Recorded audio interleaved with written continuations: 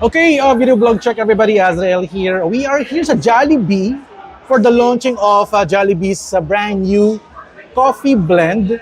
So this is the Jollibee Iced Mocha na launching nila this April 24 nationwide. This is 60 pesos. This is 60 pesos na iced mocha drink. Siyempre pag iced mocha, it's coffee and chocolate, no? So they have two kinds of variant. Medyo nainom ko na yung isa. This is the mocha, iced mocha. And this one is the iced mocha with yung may float, may ice cream. So medyo natunaw na siya, no? Kasi kanina nagbablog ako. Ito yung ice cream niya. Medyo makapal yung ice cream niya. Oh. There's the ice cream. Yan. Sarap na ito. Sobrang refreshing. Especially kung ayaw nyo magkape sa afternoon, for example, kung gusto nyo ng mas refreshing drink, may mga ice naman siya at it's very cold. Very cold. Siyempre, para magpipiliin ako, I super like the one yung merong float. Kasi meron siyang ice cream sa ibabaw. Diba? Parang vanilla ice cream, kanilang sundae, for example. Naka-float siya dito sa iced mocha drink. At very happy na nag-launch sila. Nung una kala ko yung na-launch sila hot coffee or mga mix na coffee. But it is the iced mocha ni Jollibee.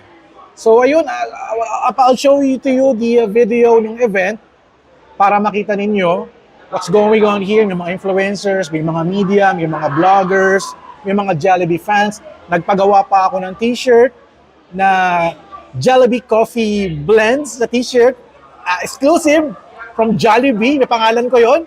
Ako lang meron nun. Ako rin yung nag-design.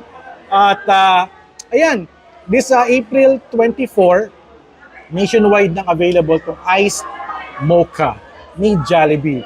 Hindi siya lasang doorknob, masarap siya. Hindi rin siya ganun katamis. Actually, hindi isip ko kung mas chocolatey ba siya or mas coffee taste siya, but the taste is balanced. Hindi mapait, hindi matamis. It's balanced siyang tamang-tama. Tsaka walang mga itim-itim sa ilalim. Walang itim-itim sa ilalim. It's good. Okay siya. So syempre, kailangan masarap to, may straw.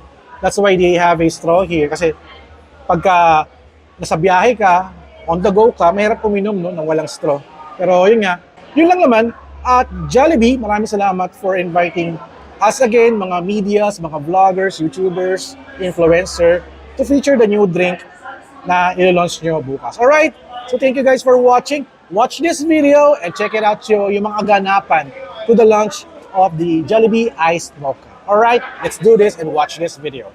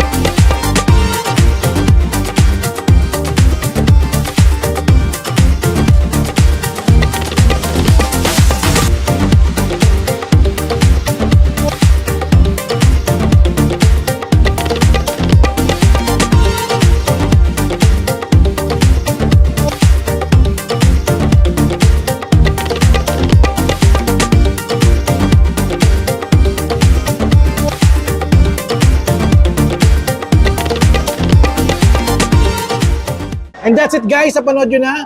Thank you guys for watching. So don't forget to subscribe, like, and comment. And I'll see you at the next video, vlog, adventure. Ano ba kayo? Team Ice Mocha lang or Team Ice Mocha with float? Boto na kayo, comment down below. Alright!